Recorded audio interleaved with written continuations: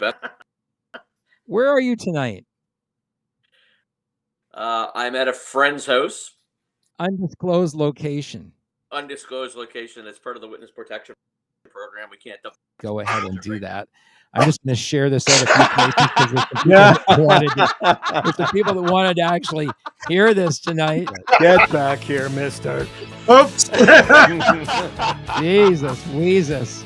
Well, as musicians, you don't quite do that, but you learn how to economize your motion to get maximum power and energy and speed by economizing your movement, right? Sean, you're a working musician. What do you think of that?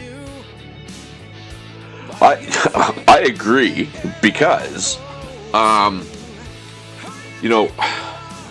the distance between point A and point B is a straight line, right? Unfortunately, a lot of people kind of want to go all around the watchtower. And I mean, everybody has their ability. Kelly's got a skill set. Steve has a skill set. I have a skill set. You have a skill set.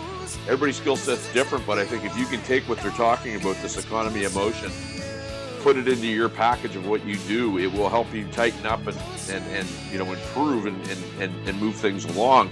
And I just want to say, when they were on my show, Steve sent me the album, and I got it right away. I mean, the first thing I said to Kelly, he and I texted afterwards, and I was like, holy smokes, did Steve practice a lot? And the answer was yes, because, I mean, Steve was always a great drummer, but wow, I mean, his playing was just so different than I had remembered.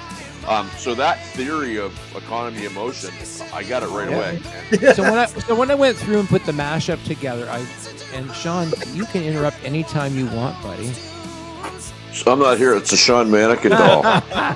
Shawnikin. Shawnikin. Well, no. Here's what in listening to the conversation though.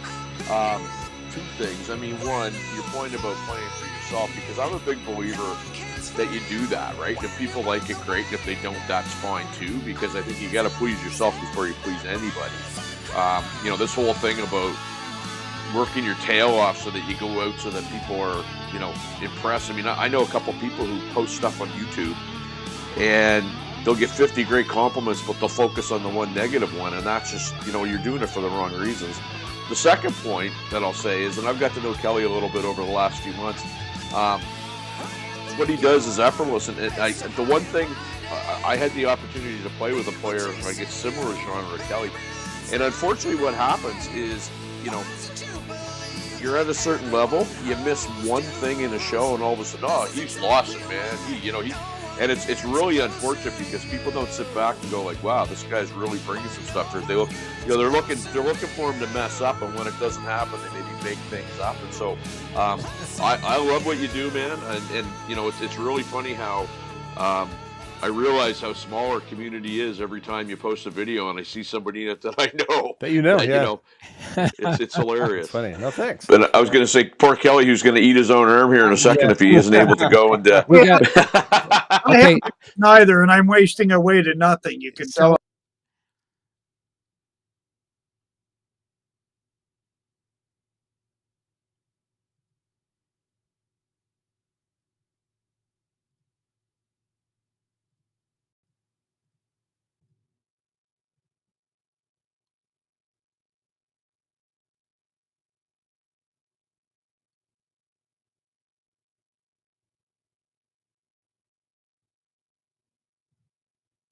Wow, that still feels so surreal for me every time I think about that most recent loss. This weekend, I believe September the 7th is a celebration of life for Sean in his hometown. I think it's at Monty's, if I'm not mistaken. We'll look it up while we're online here, and we'll post the link to it. You can send your condolences. You can send your heartfelt thoughts to Michelle and those close to Sean that he left behind. And I think they'll find some comfort in those words and those things that you might offer up in memory of Sean. He's a great guy. I'm really going to miss him. As you could tell by that, lots of wit. And The fellow that I got on the show tonight has lots of wit as well. And he and Sean and I were friends in common through that 3 degrees is what Sean used to call Kevin Bacon. It's funny how, as Sean said at the end there, that the musical community, you think of it, as small, and it's really not that small. It extends a long way and extends as far as you want it to. And I'm so glad to call this guy my friend, Kereliuk. He is a guitar. I call him a guitar master. He might call himself something different. He's certainly a craftsman, and he has a great joy in what he does and the theory in which he teaches. So we're going to talk about that tonight and a whole bunch more stuff and share some memories about Sean. Here he is, Kereliuk. Hey, buddy. Hey, Ken, how you doing? Great to have you here, man. Yeah, indeed. What a trip back to watch that clip. Yeah, I mean, I loved his humor. Yeah. He was always witty. He always had something funny to say. And that night that he logged on with you and I, his audio didn't sync up with his No. his video, and it was. I think the audio was going, but the video was trailing. He was somewhere in an undisclosed location, and we had a joke about that. Do you remember that? I don't recall the exact joke, but I remember ribbing him about it. We were giving him the gears on that. Well, his hair was really messy. It looked like he'd been out in the wind or something, right? And he had that just for a moment there. He had that. Okay, I don't know if you know who this guy is, but he had the look of a guy named Ron Jeremy. Oh yeah. Okay. Yeah. And so the story behind that was, I told a story about a buddy of mine, Rich, and I. We got tickets to go and see Rush. They were front row tickets to see them. I can't remember where we saw them. Maybe it was Air Canada Center. I'm not sure. It might have been Molson Amphitheater or Budweiser Stage, whatever they call it these days. Yeah. Anyway, this guy, Rich, buys these tickets online, and they're front row tickets, right? And he says, you go out, you get off the last interchange at Milton and look for me there at the en route. I'm the guy that looks like Ron Jeremy. And he did. He looked just like him. He could have passed for his double. That's crazy. That's funny. I almost asked him if he was hung like Ron, but I didn't want him to show me. So yeah, you're just leading to something that's probably not going to have a good ending. It wouldn't have a happy ending. Maybe for him it would. Well, for him. Yeah. I don't know. Anyway, it was that sense of humor, and he would say things like, you were hungry that night. I know you'd been teaching all day or something. Oh, right. Yeah. And Sean's like, he's gonna gnaw off his arm. I had a conversation with him, separate from the three of us, one time. I think for was it East Link? Is that? Yep, that would have been his show. It was like a local cable TV thing, right? Right, exactly. Yeah, and even then, it was just like, we'd only met each other a couple times through this medium, but it was just almost like we had known each other for like 25 years or something. Just super personable, and nothing, no roadblocks in terms of like attitude or anything like that. It was just super nice guy. Right? He and I hit it off right away, and I met him through a couple other guys that are on the label, Warren Sin. I don't know if have you ever listened to their album? No, I don't think so. It's symphonic metal, man. Interesting. Okay. And Greg is operatic trained. Nice. Okay. Right? So when you hear this stuff, he gets in that really high, register, and it's some really, really great stuff. And the album is a concept album. Nice. From the first track to the last track. His writing partner on that, Warren Robert, I don't know if you ever know Warren. He would be a great guy for you to get to know. He's out on the East Coast. He knew Sean. And Greg and Warren reached out to me initially to do their Warren Sin album, and then through them, they introduced me to Sean. Okay, so it came around full circle. Yeah. It turns out that Sean was familiar with some of the people that I have dealt with over here in Ontario, and Right. he brought that out because he was doing some research on me before we chatted for our, it's not solo thing, but for the Eastlink thing. I had no idea how he could be so thorough, man. He was like, always seemed to be on top of stuff, but he was always like, go, go, go, go, go, go, you know? Yeah. And that track that was in the background, that's Michelle Ryder. Oh, okay. So he played with her. Yeah. Yeah. And so Michelle was Sean's significant other. Yep. I don't know if you knew that whole relationship thing. And Sean brought me Michelle's music and said, you know, this girl can sing the phone book. And the guy that she's writing with right now, Mark Horton, she found a great writing partner in him. And that song's called Closer to You. I think it's somewhere over hundreds of thousands of different streams in different formats. Nice. That's awesome. I think it got a lot of airplay on YouTube. I think YouTube mostly. That was Sean's preferred platform. Yep. I could see that. And he really worked hard to get reach on there. And by the fact that they were doing regular shows, it was a great way for them to rank high in YouTube's algorithms, right? Yeah. Have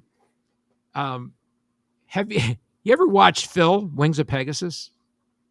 No, I have no idea. Oh, he's the guy. He's the British guy. He's called British Guitarist, Critiques, whatever. And what he does is compares live performances with the actual tracks. Okay. And he tries to determine whether or not it's a real vocal track or whether it's a backing vocal track. For the live thing. Yeah, for the live thing. And so his latest controversy was, I think, ZZ Top. Okay. Yeah, very. He has an interesting take. Anyway, he said he almost messed up his algorithms because he posted a video that came from a corrupted hard drive. Oh, okay. So that would have certain metadata that would mess things up, or? Yeah, it was wrong. Like everything on that hard drive was corrupted, and his hard drive had crapped out, and he thought that it wasn't working. But somehow when he made the video, it was still talking to his video making software. And he ended up publishing video because normally it's one and done how he does the editing, right? Right. Oops.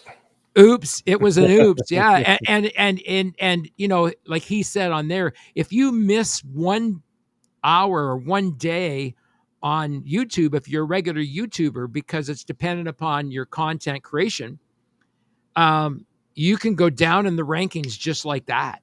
Oh, yeah. Yeah. I mean, that's a bit of a rat race, isn't it, to maintain that momentum? It is. And a lot of people eventually feel it. A lot of people burn out on those platforms, particularly YouTube.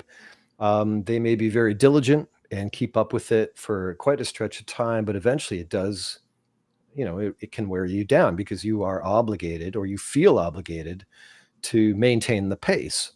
But then you hear things on the other spectrum where, you know, it could be a channel that has very little interaction and very little movement going on, and then one video sends it through the roof and blows the whole thing up. Yeah, that can happen. Right. You know, I think the cool thing about it is that I always found Sean had really interesting content. Yeah. You know, he had some great interviews. He did a great interview with you and Steve Negus. Yep. You know, and are you still doing stuff with Steve? I haven't seen Steve on a frequent basis in a little while. Ever since the Economy of Motion album came out, we kind of went hard in the paint and promoted it here and there. And then I think it just I think he drifted off to do other things for a little bit. I know he's been doing a lot of studio work. He has a home studio, so he does a lot of recording at home, right? Which has been keeping him busy. And which is fine because I'm busy doing other stuff as well. But yeah, at some point it would be nice to hopefully connect and do a follow-up to that album. That Well, album took forever, right? So I can tell you something he's doing right now. As far as I know, he's laying down drum tracks at Jukasa. Do you know that? I know where you're going with this. Yeah, I think I know. Yeah, and he's doing some stuff with the Living Room Rock Stars. Right. JB Stryker. So here's the other three. Do you know JB? I do. I've met him a couple times at one of my gigs, or well, I can't meet someone a couple times. He is a fascinating dude, man. He's fascinating. Yeah, interesting guy. Super nice. We met some really interesting people through him. And here's a funny thing. Before I started putting Living Room Rock Stars music out, he was endorsing me to everybody that would listen. Yeah, I would see him post. Yeah, he brought me to he brought Brent Durner to me. Oh, really? Okay. And Brent Durner brought Brian Vollmer of Helix to me. Right. And now this year, we are releasing a Helix single every 2 weeks. Nice. And it's all waterfall for each album. So right now we're just finishing up White Lace and Black Leather. We're now going to do Back for Another Taste. Here's an interesting thing. I read an article. I just want your thoughts on this. So I see Triumph is getting inducted into Canada's Writers Music Hall of Fame. Did you see that? I did just today, actually. Right. What I think is a bit of a travesty is you got a band that toured several times from the East Coast to the West Coast on the bar circuit before they got signed to Capitol Records. Right. And they had 4 gold albums, 2 platinum albums, and they're not in one Music Hall of Fame anything. Now, there's a travesty there when you think about it. And Brian Vollmer kept the band's name alive for 51 years. Yeah. Yep. Well, you know what? It just goes to show you that the people that are organizing these things, the CEOs of these organizations, they're not musicologists. They're probably not even gynecologists for crying out loud. Like, it's a profit thing. And if I don't see it as an insult. If these places don't recognize you, honestly, your fans don't give a crap either. Your fans, like you, they don't go and look at whatever music association to go. So have you ever listened to the lyrics of Helix's song, Even Jesus Wasn't Loved in His Hometown? No, but I know of the title. The whole song is that lament. Yeah. That whole song is about not getting the recognition even in your own hometown. Mm-hmm. And like it even took them trouble, even though they were a Kitchener-based band, to get the recognition as a Kitchener-based band. Yeah. Yep. But again, is that really the focus? Is that really the important thing? No. Or is it just like, I get it. I know what you're saying. Yeah. But you look at like the Rock and Roll Hall of Fame and all the uproar of people, if Iron Maiden didn't get this or Judas Priest didn't get that. And I'm looking at their careers and I'm like, who gives a flying farfanoogan? Who cares? Like literally, it doesn't matter. I get it. It feels good to be appreciated. It feels good to be recognized, deserved or not. It feels good. But I don't know. I don't think that anybody's looking for validation through that. And there's a difference between being validated through something, right? Or just wanting the recognition that you work so hard to do. It's this whole business. Like I did 2 shows on AI and how AI is hurting creativity, right? And how people are now relying upon AI to make music, and some of the music being made by AI is pretty freaking scary. Yeah. Well, let's go back to the other thing with the Hall of Fames and stuff like that. Yeah. Honestly, I agree. When you said it's not about the recognition or it's not about the validation, I hope that the bands who are in question of all this stuff recognize that it's actually, if anything, it's the fans who want the validation for you. Yeah, I mean, I'm a lounge sort of historian. I love anything steeped in history, and to me, Helix is as much a part of Canada's rock and roll history than any other band. Here's the interesting thing about the band a lot of people don't know. First Canadian band to ever get signed by the American side of the label. Okay, cool. Yep. In history. They made history when they got signed with Capital EMI. That meant bigger budgets, bigger videos, right? Yep. When they filmed videos, they were down in Paramount Studios in California, and Rip Taylor and Robin Williams was on the set. They hung Crazy. out with those guys and partied with them during the filming of one of their videos. I remember those videos.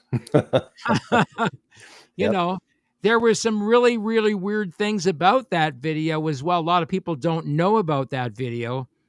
You know, but it was a big budget video back in the day. Mm-hmm.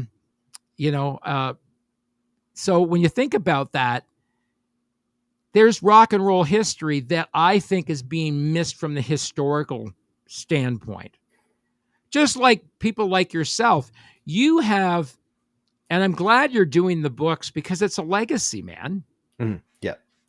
You know, you take great pride in the whole theory thing, and trying to, you know, what's the first book called? Try to make theory make sense. It's more about, because I know there's a lot of players who have the inclination to learn what's under the hood of music, right? Right. When we all start playing, we don't really care about it. We don't even know it exists. We just want to play our favorite riffs or impress people at a campfire or whatever. But the analogy I would make is like, if you're into like auto racing or whatever, you know, as a fan, at first you probably just want to see cars like race around the track at top speed. That's exciting and fascinating. But if you stick with it long enough, eventually a lot of people get interested in the car itself. They get interested in what's under the hood. Mm-hmm. What makes number 21 faster than number 47 over there? Like, they get interested in the minutia in a very organic way. Not at first, because at first it doesn't matter. You just want to see, right? Right. But you stick with something long enough, and eventually you dive deeper because your natural curiosity kicks in. So for a guitar player in particular, who I'm gauging this for, the book, a lot of players just want to play. But eventually their natural curiosity kicks in, and they want to understand what they're doing and why certain things sound the way they do. So when they embark on that journey, and they think, oh, I should learn some theory, and they buy a book or they watch a video or whatever, and then they're given all this information, and it doesn't take long before they go, I'm lost. I don't understand any of this crap, or I thought I did, and then it went away. And you're telling me I'm not a lost cause? No. I can still learn theory? Absolutely. Theory, here's the thing. Theory. I'm going to put you to that challenge. Absolutely. Theory, if you boil it down to its basics, theory is you have to know your alphabet to the letter G. Okay. Check. All right, cool. Yeah, and you need to be able to count to 13. 13. Yeah, I'm good. Okay, check. Those are the 13. Only real requirements to understand theory from a very basic point of view. So if it's so simplistic in the way I describe it, why do so many players fall apart? They just they melt down when it comes to theory. They eventually throw their hand up and they're like, screw it, I tried. Do you know why? No, it's a question. It's an actual question. Okay, sorry. Why do players do that? I don't know. Okay, because they don't know their fretboard well enough. As a guitar player, what do you think of when you think fretboard? If I said the pentatonic scale, you're probably going to go, oh yeah, 5 8 5 7 5 7 5 7 5 7 5 8. You're thinking fret numbers, right? But if I walked up to you, let's say I saw you in a mall, you don't know me, and I go, hey bro, I bet you play guitar. I do. And I said, The notes of the A minor pentatonic scale are A, C, D, E, and G, and I took off. Right. First thought was, that guy's a lunatic. But then when you got home, you'd go, no, hang on. He said A, C, D, E, and G. If you knew the notes on your fretboard thoroughly, you would end up with like a multitude of ways to express that scale. A, C, oh, I know. Yeah, I know all those notes, and I know them well. You would come up with 100 ways to play that scale, and you would have benefited from that tiny bit of information that crazy guy in the mall told you about. So is there, how much of that is muscle memory?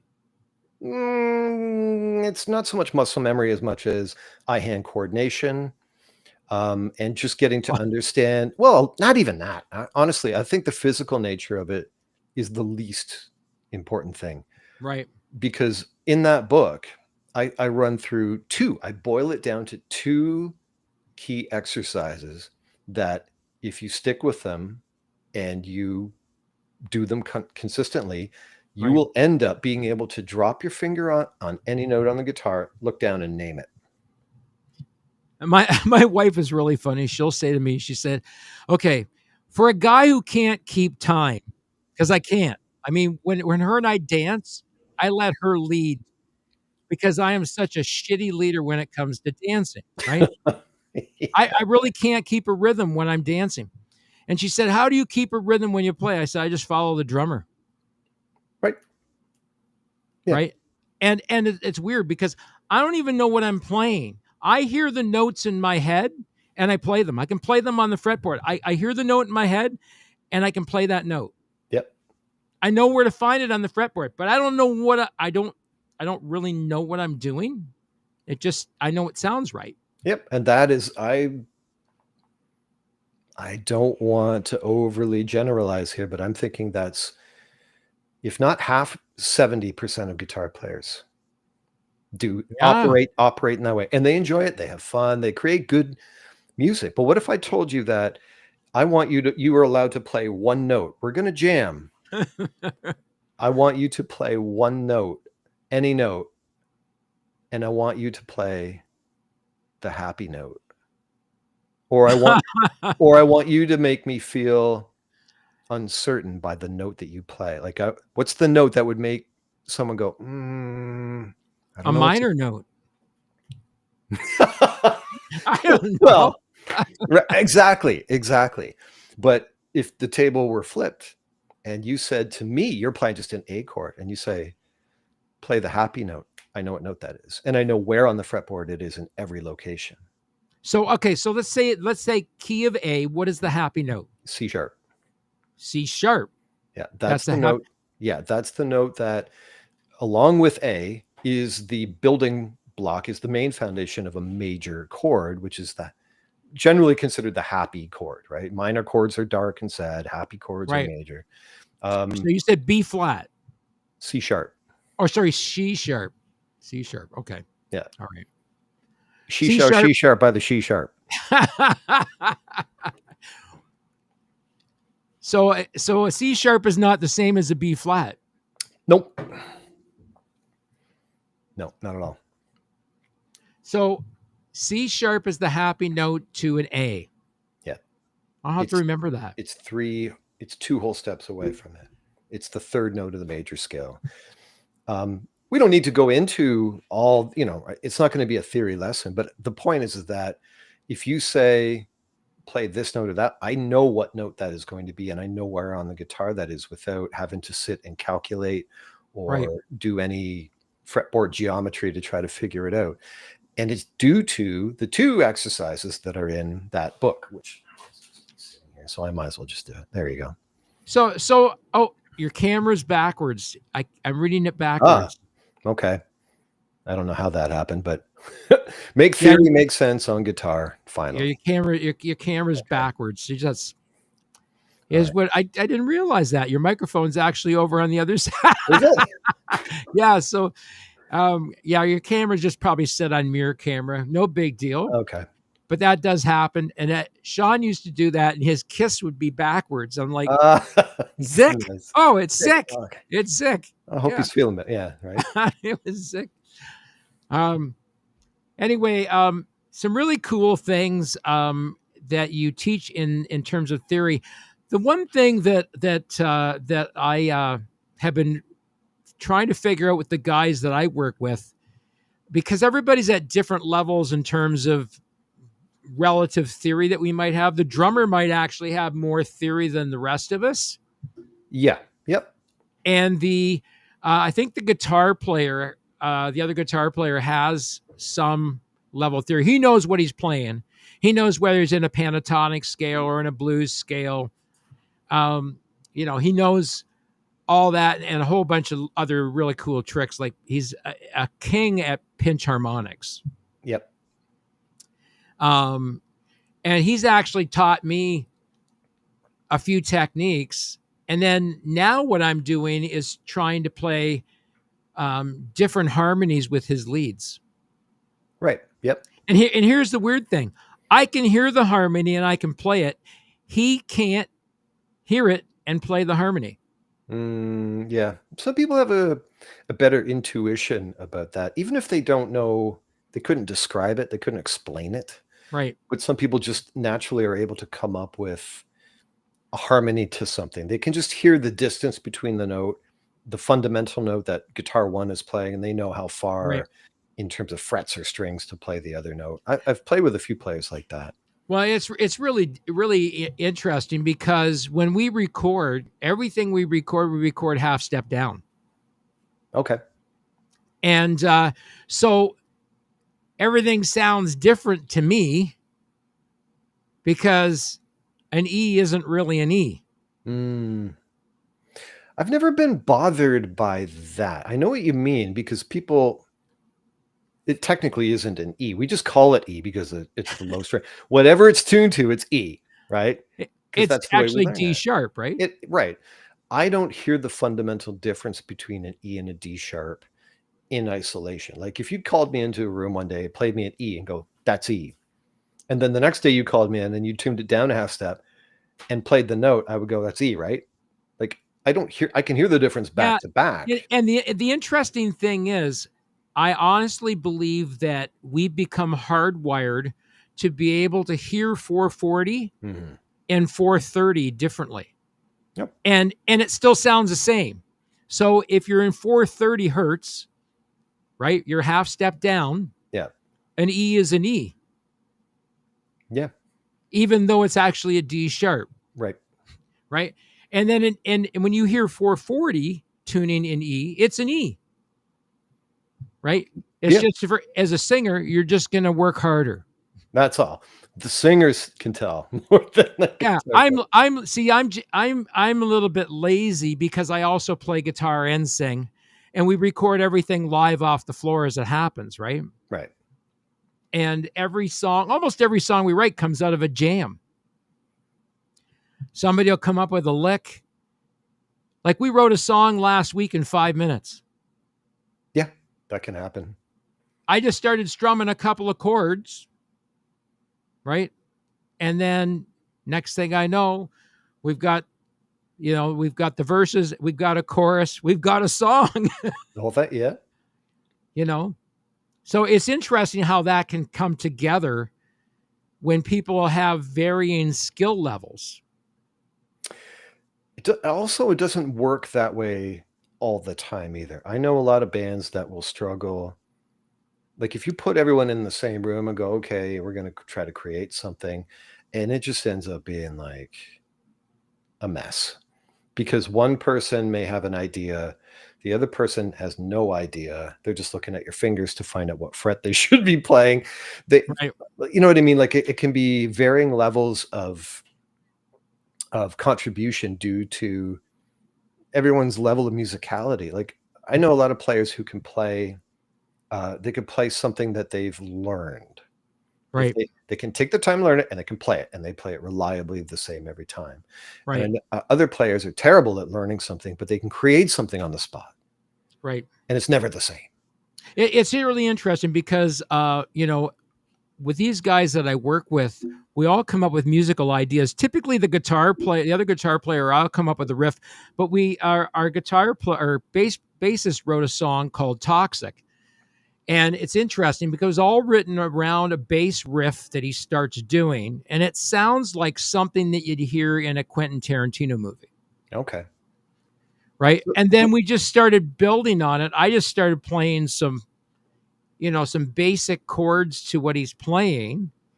And then the guitar player started putting, volume swells and stuff like that in there. And he has a whole bunch of different pedals he likes to muck around with, right? Yep. And then we go for a sound for the song. And then the drummer and the bass player figure out the rhythm for the song. And then I wrote the lyrics around what they constructed it rhythmically. Right. Yep.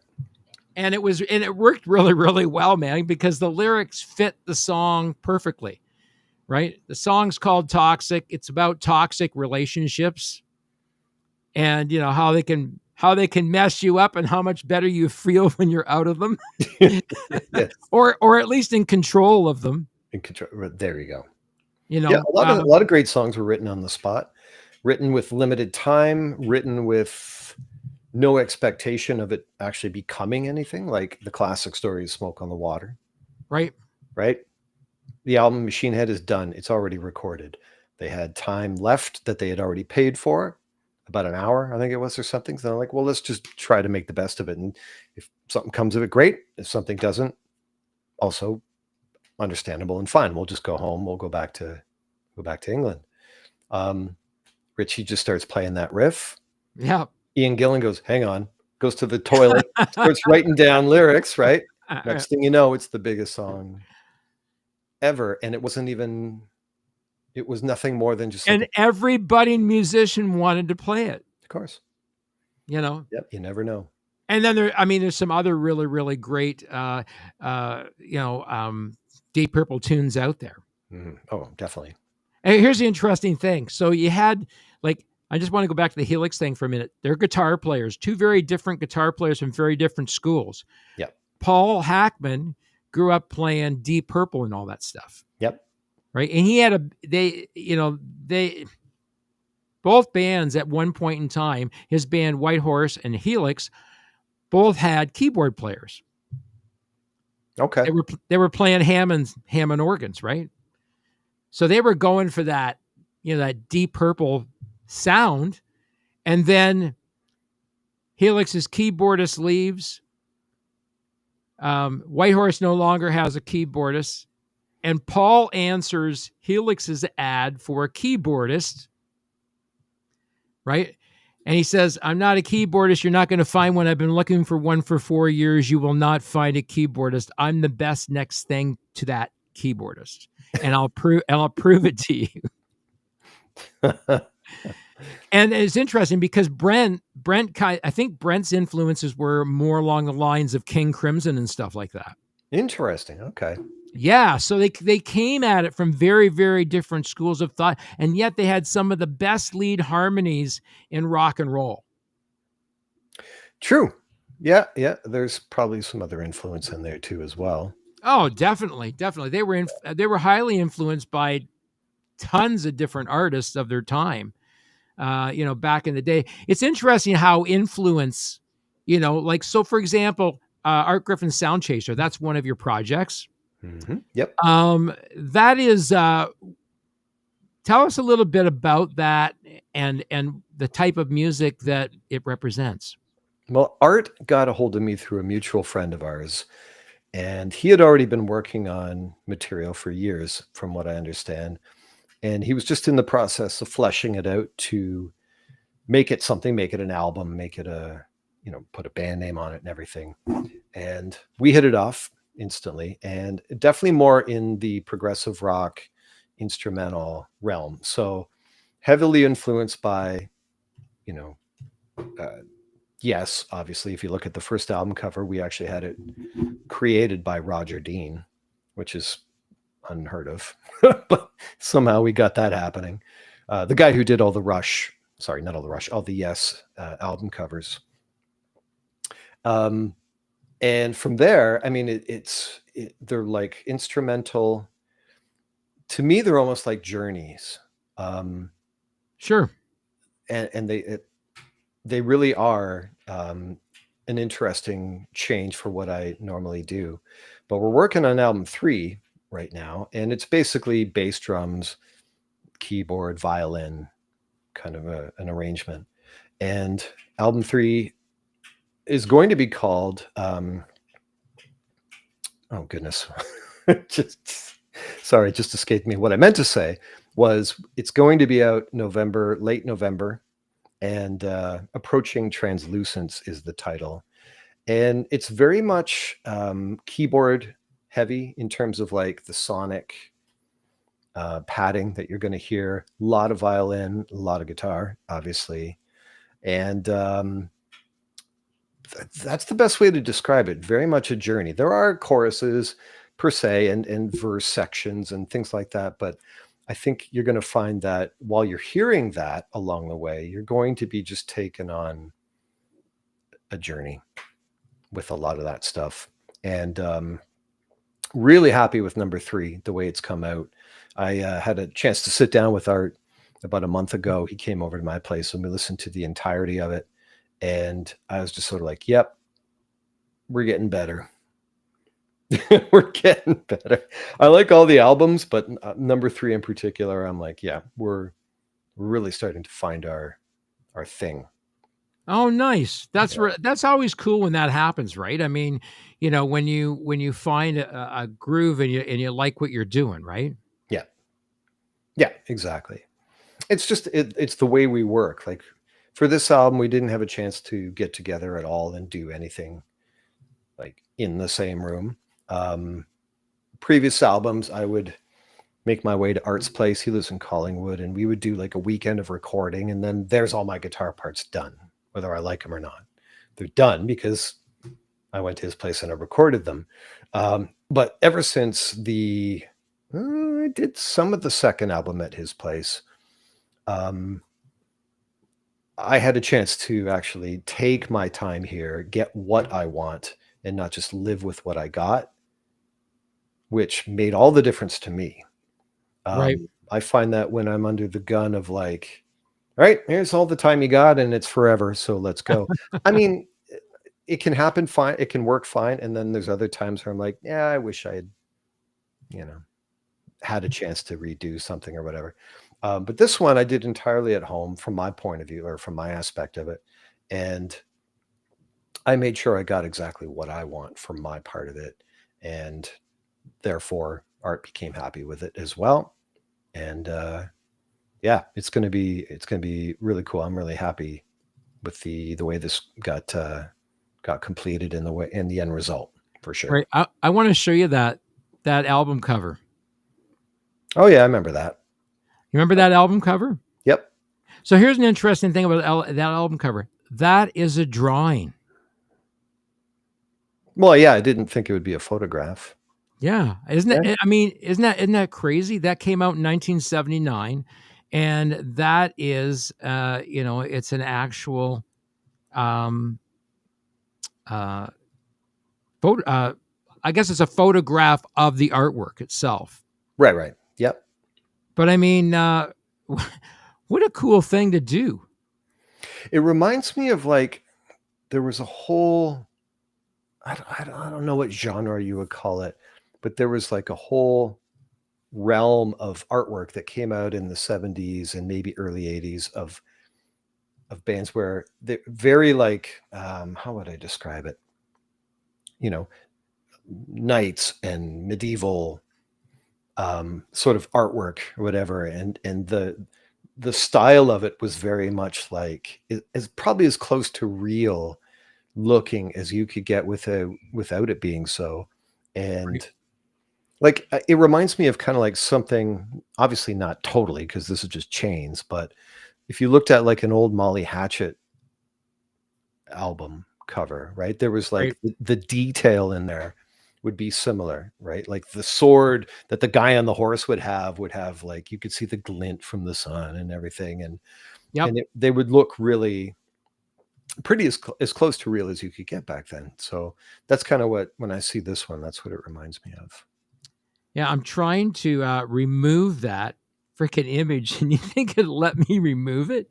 It's not letting me remove it. All right, show's But- over, folks. We gotta hang this one up. Oh, I'm there gonna put you up there for now. For some reason, it won't let me. It's not letting me. Get rid of this stupid. well, I see me. Hello, me. Yeah, I got you up there, so I'll put you up there, and then I'll flip it over to me. Oh, there you go. Right now, I it's not letting me flip it to both of us up here for some reason. So I'm just trying to see if I can. What the flip is going on there? Oh, there we go. Okay. It messed it up. All I'll right. put you up there, put me down here, and I got to try and get rid of this thing. I don't know if I can get rid of. Oh, finally, there we go. God, you know what happens? Almost week. This is open source cloudware. Okay. So almost every week, like computer programmers do, if it ain't broke, fix it. Right. Right. So almost every week when I log on here, there's a feature that doesn't work the same as it did the week before. And I'm always sending a message. I'm like, yeah, I didn't get the memo on this, and you find out during the show, oh, it's another function that they added. Okay. Or it's a function they took away. So now you got to actually go up to the actual other image and take it off the screen. Crazy stuff, man. that us podcasters have to go through. Hey, Some at least it doesn't auto update in the middle of a podcast. We actually know that. I think that happened with you, me, Steve, and Sean. Is that what that was? Yeah, well, there was some kind of a hiccup. I can't remember. Maybe there was a power outage here or something, and everything failed momentarily. I think that's what happened. I think we had a power outage here. You guys didn't experience the power outage. I did. And I think when we did the show, I'd have to go back and look when we did the show, but there was some sort of weird demand on power here, and all of a sudden we had a hiccup here. Oh, okay. That would explain. I live in that part of southwestern Ontario, that when they switch from one hydro generation plant to another at night on the grid, we get a momentary flicker here. I don't know if you guys ever experienced that or not. Well, I mean, every now and then the light will flicker here and there, but not on any regular basis. So, yeah, well, that particular night was more than a flicker. It was enough to reset my computer. Sure That's was. what happened. And what happened was my computer reset. I had to log back into the software. You guys were still there. At first, I couldn't connect to you. right. It wasn't letting me connect to you. And you guys were all sitting there. And I'm like, how long have they've been there waiting for me? And was this thing still broadcasting? I had no clue. Was it broadcasting still? I don't think it was. Finally, Sean said, we're live. Okay. And then we all had a big laugh about that. It was a funny one of those things where, anything can go wrong at a live show. Hey, speaking of live shows, you also play live with Jack Sith. Yeah, the cover band. Yep. Yeah. So what's your favorite cover tune? It varies. It varies. It's just a fun band to play with. The guys are all great. It's always just a good time.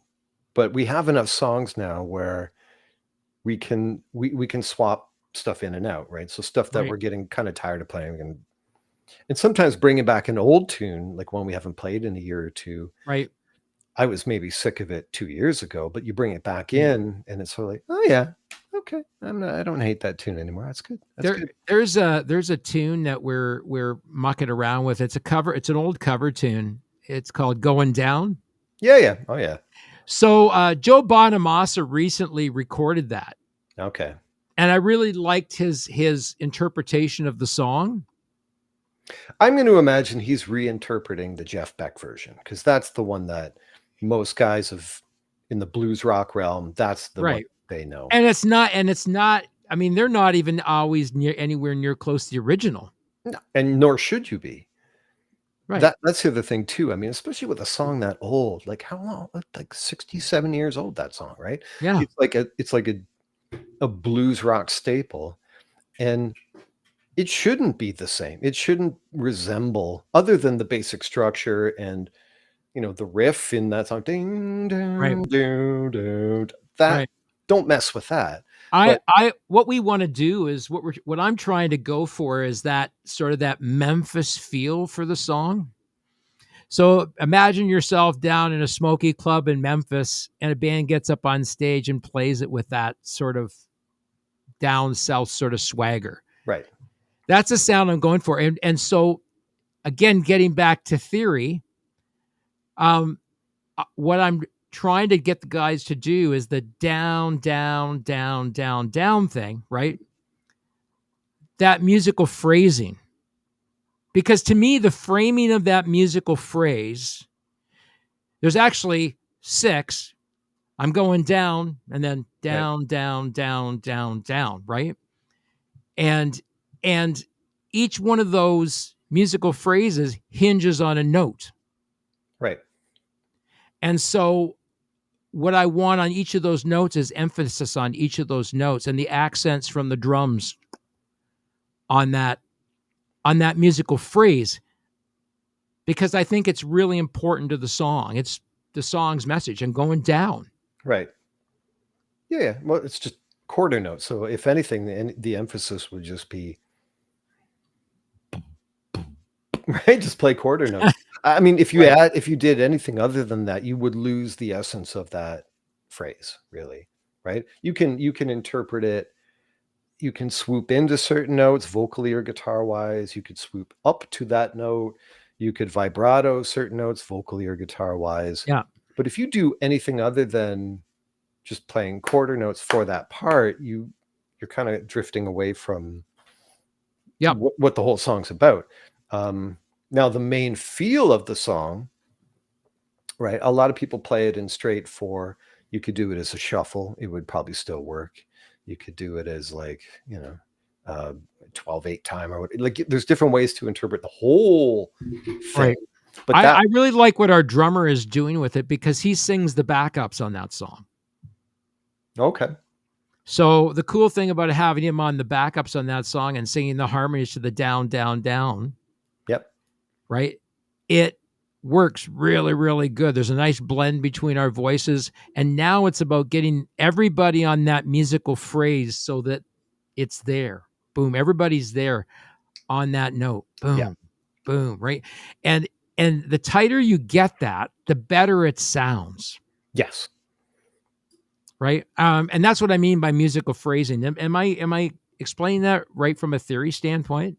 I would think so. I mean, I don't hear exactly what you're hearing in your head because we're just talking about it. And like Frank Zappa said, talking about music is like dancing about architecture. Right? Like without actually you sitting there and playing it for me, what you're hearing in your head. But I get where you're aiming at. There was an extremely talented musician. You know what? He gave no F's.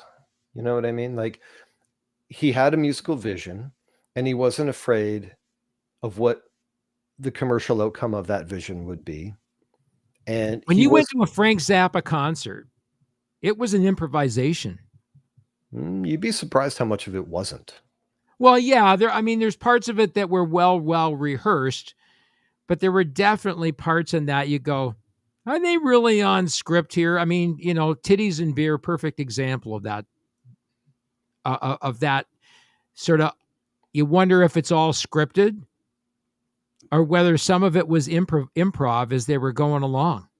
Very, very few moments. I think most of the improv you would get would be a Frank Zappa guitar solo. Yeah. Yep, yeah, because they were always different. They were always very different. Most of what you hear in the basic composition, as random as it sounded, was not. That's the part that fascinates me the most, is hearing something improvised and then you find out later it's not. It's like, whoa, that's crazy. Well, I saw them live in 1974 in London. Okay. And I swear some of the show was improvised between him and Terry Bozzio.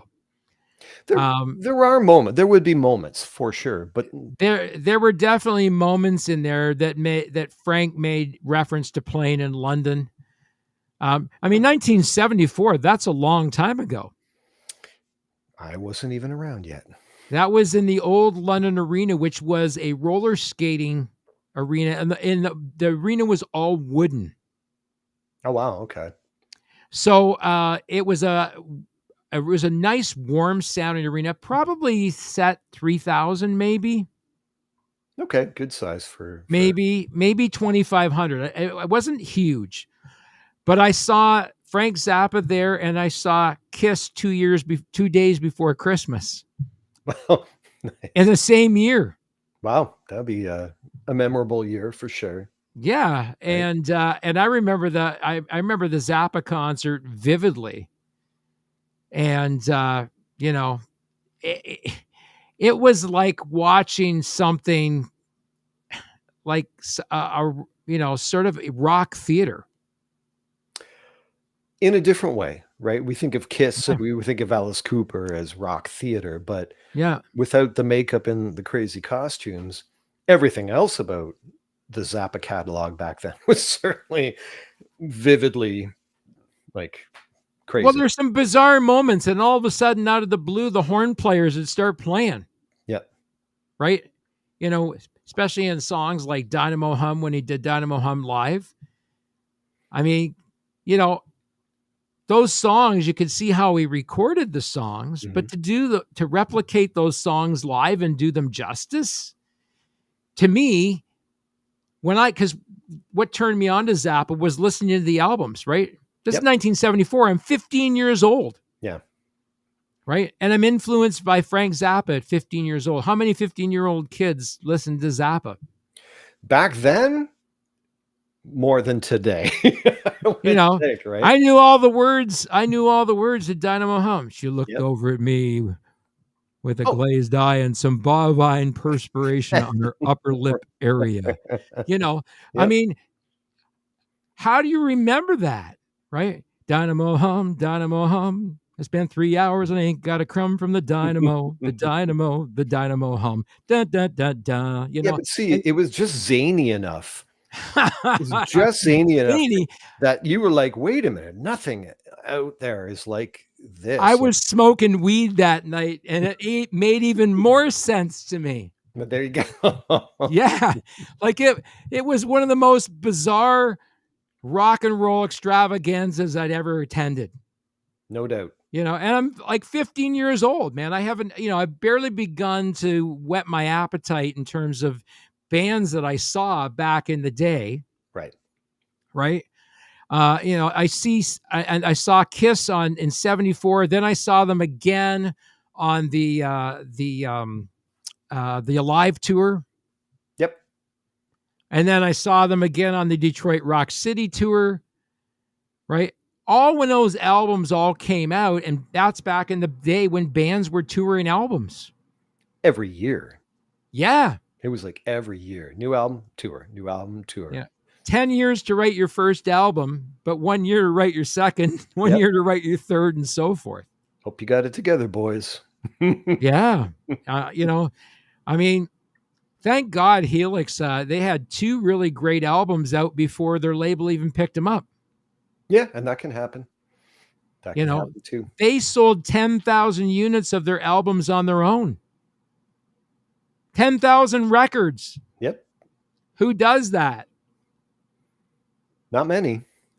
And that was on an independent label. They were an indie band when they first started out. 2 first albums, they were an indie band. Let me say that again. Not many back then. No, it was rare. Yeah, that would be rare. Nowadays, you have no choice because not many people are going to, bother with a label. So if you're going to sell, you're pretty much selling them on your own. Right.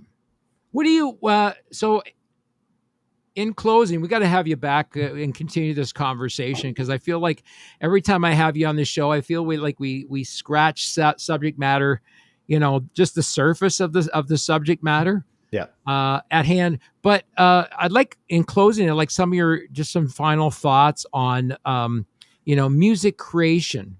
Where do you think it's going? And how do artists continue to stay encouraged to create in spite of people out there, not disclosing that they're using AI? Honestly, I don't think it's going to matter. No, let me take that back. It's going to matter. AI is going to be, it's going to matter no matter what. But I don't think it's going to be or should be the general germination of the basic desire to create something. Every human being who's got a creative bent to them is just going to do it. Like if I'm sitting here in my room and I have nothing on but my amplifier, there's no AI interfering in any way. There's not one like little robots going, come on, give me a, you know. So as a musician, I can just create, and who cares if it goes any further than that, right? I like all the years that you've you have put tons of years into your craft, right? Countless hours. Mhm. And those are the things that I think that people need to remember when they're looking and discerning about music, that you want to really listen to flesh and blood people, because there's experience there. There's certain things, there's a very human aspect to that you can never, I believe, replace. That is why I'm not worried. Now, here's the thing. If you are an artist, you just create. And if you are an entrepreneurial slanted artist, you will create and find a way to put it out there for people to hear. If you are an artist, but your main thing is being heard and being famous and being, you're gonna steer your creativity in order to do whatever it takes to be in the spotlight. You're gonna rely on AI, and it's going to be obvious, and it's going to, whatever. It's going to be pretty predictable what your intentions are and where your core lies. So I wouldn't worry about it. Honestly, there's nothing you can do about it anyway. It's coming for you. Those little robots are coming for you. The interesting thing, and this kind of goes back to one of the things that Sean said in those videos, right? About how the fact that you have to stop caring what other people think about what you're doing, and just do what you think is right going forward in perfecting your craft. Perfect way to wrap that up, because look at Frank Zappa. Do you think he sat down and while writing the lyrics to Chic Your Booty thinking, I don't know if that guy in the third row with the, I don't, is he going to get it? Is he going to care? Will he buy my album? No. Look at the ridiculousness that is Frank Zappa's thing, right? Like just the absurdity of so much of it. But would we be talking about him today in the way that we're talking about him if he gave a crap about any of that? No, not really, right? I think being creative gives you freedom, doesn't it? It is freedom. Yeah. It's a great way to determine your own destiny. Yeah, exactly. Well, Kelly, it's been great having you on the show. We got to do this again, brother. Yeah, let's do it sooner than later. And, always a pleasure having you on here. We want to talk about your second book that's coming up. It's in the works right now, right? I just began writing it last week. Do we got a title yet? No. Not one that I would divulge. No.